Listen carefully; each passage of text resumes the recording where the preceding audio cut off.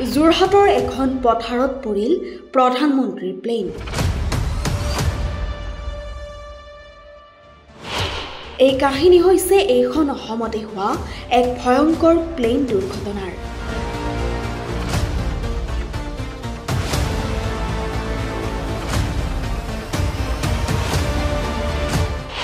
যোৰহাটৰ এই পথাৰখনতেই এদিন হঠাৎ দুৰ্ঘটনাত পতিত হৈ পৰিছিল এজন প্ৰধানমন্ত্ৰীৰ প্লেন।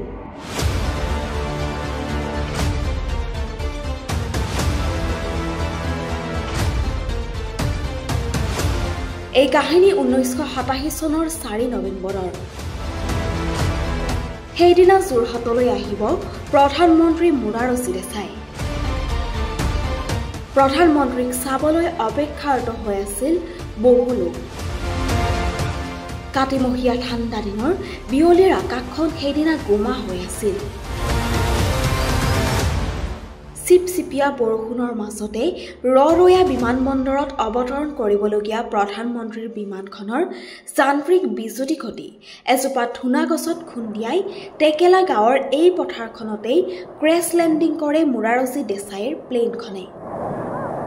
আৰু তাৰ পিছতে হুৱা দুৱা লাগিল টেকেলা গাঁৱত। 7:40 মানত প্লেনখন আহিছে গাড়ীখন প্ৰধানমন্ত্ৰী আহোঁতে দেউতাই কৈছে তহঁতি চাহি গাড়ীখনকে চাহি পেলাই এখন গাড়ী প্ৰধানমন্ত্ৰী গৈছে বোলে। আমি চালো এখন গ'ল, এখন গৈ কিন্তু তাত লেণ্ড কৰিব নোৱাৰিলে। নেক্সট আকৌ ঘূৰি আহিলে গাড়ীখন, ঘূৰি আহি আকৌ লেণ্ড কৰিবলৈ লৈছিলে। তেতিয়া আমাৰ ঘৰৰ ওচৰতে সেইখন কাঠনি আছিলে, তাতে সেই কাঠনিখনতে আপোনাৰ ধুনা গছ আছিলে, গছ মানে ধেৰ গছ আছিলে। ধুনা গছজোপাতে আপোনাৰ খুন্দা মাৰি পেলাই পাং খাই ধুনা গছজোপা পুৰা কাটি দিলে। কাটি দিলতে আপোনাৰ প্লেনখন তললৈ বহি গ'ল, গছ গছনি চব কাটি লৈ গুচি আহিলে। কাটি আহিলে পথাৰ আছিলে, পথাৰত ধান আছিলে, এতিয়া কাটি মেলি ধান পকি আছিলে পুৰা।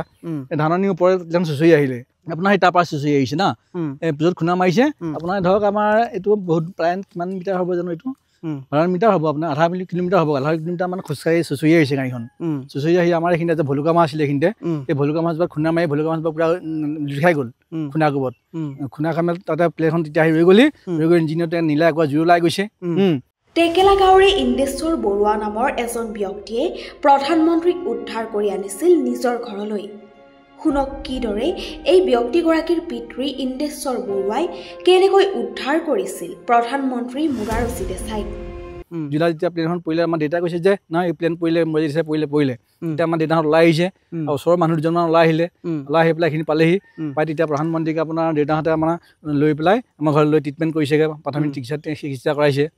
কৰাই মেলি আৰু ওচৰৰে পুনাই সনাপতি বুলি এজন আছিলে, তেওঁ তাতে কাম কৰে এয়াৰফৰ্চৰ ইয়াত আপোনাৰ ইয়াত। তেওঁ মানে লৈ গৈ তাত খবৰ দিলে, খবৰ দি আপোনাৰ 10-15 মিনিটৰ পিছত তাৰপৰা পূৰা গাড়ী মটৰ আহি আকৌ আপোনাৰ 1 ঘণ্টাৰ পিছত 1.5 ঘণ্টাৰ পিছত আকৌ প্ৰধানমন্ত্ৰী আমাৰ ঘৰৰ পৰা যোৰহাট টাউনলৈ লৈ গৈছে।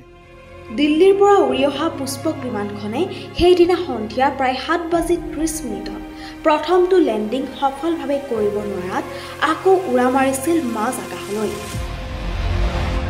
মাজ আকাশৰ পৰা পুনৰ দ্বিতীয়টো লেণ্ডিঙৰ বাবে প্ৰয়াস কৰোঁতে এই টেকেলা গাঁৱৰে এজোপা ওখ ধুনা গছত খুন্দিয়াই চুচৰি আহি ৰৈছিলহি এই পথাৰখনতেই থকা এজোপা বাঁহ গছত। আমি গম পাওঁ যে এইখন বিমানতে হেৰি প্ৰধানমন্ত্ৰী আহিছে বুলি। দেউতা দেখুৱাইছেতো আমাক, এইখন পুষ্পক বিমান আছিলে তেতিয়া, এখন আপোনাৰ বিমানত তেতিয়া প্লেনখন অহা গৈছে, এইখনতে দেখাই গৈছে চাহিয়া। প্লেনখনটো বহুত চাপত গৈছে, ডাৱৰীয়া বতৰ না, বহুত চাপত গৈছে। চাপত যোৱাৰ কাৰণে তাত লেণ্ড কৰিব নোৱাৰিলে, কিবা চিগনেল নাপালে নে কি হ'ল চাগে। ঘূৰি আকৌ গাড়ীখন ঘূৰি আহিলে, আকৌ ঘূৰি আহি আকৌ পিছকোবত আপোনাৰ চাপৰত আহি গ'ল। চাপৰত আহি আপোনাৰ ধুনা জোপাত মাৰি দিলে সেইখিনি কাঠনিখন ইয়াত মাৰি দিয়ে মানে তাত লগত পৰিয়ে গ'ল আৰু পৰি গৈ গুৱাই চলি আহিলে আৰু চাউণ্ড কৰি পেলাই ইয়ালৈকে চলি আহিলে। ইয়াত ভলুকা মাছ খুন্দা মাৰি পেলাই ভলুকা মাছ লিখাই সৰি পৰিলে, ঘোল খাই গ'ল। তেতিয়া গাড়ীখন তাৰমানে চিধা গাড়ীখন এনেকৈ চিধা হৈ গৈছে, তাৰমানে এনেকুৱা পথালি হৈ গুচি গ'ল। তেতিয়া গাড়ীখন ৰৈ গ'ল আৰু ইঞ্জিনতে আকৌ নীলা জুই গলাই গৈছে আৰু তাৰপৰা একো নহয়। তাৰপৰা পাইলট কিন্তু মৰিলে, 5জন পাইলট আছিলে, মানে পৰি আহিছে, হাত ভৰি ছিগি আহিছে। পাইলট এজন নাবাচিলে, বাকী তাত অহা মানুহখিনি একো নহ'লে বাকীখিনি মানুহৰ। সেই দুৰ্ঘটনাটোত সেইদিনা মৃত্যু হৈছিল বিমানখনৰ 4জনকৈ পাইলটৰ। সৌভাগ্যক্ৰমে কিছু পৰিমাণেহে আঘাত পাইছিল প্ৰধানমন্ত্ৰী মোনাৰজী দেশাই। বিমানখনত আছিল মোনাৰজী দেশাইৰ পুত্ৰ ক্ৰান্তিভাই দেশাই, অৰুণাচলৰ প্ৰাক্তন মুখ্যমন্ত্ৰী PK থোনগানৰ লগতে সাংবাদিক আৰু বহু কেইগৰাকী নিৰাপত্তাৰক্ষীৰ জোৱান। তেওঁলোকক ততাতৈয়াকৈ লৈ যোৱা হয় যোৰহাটৰ বায়ু সেনাৰ হাস্পতাললৈ।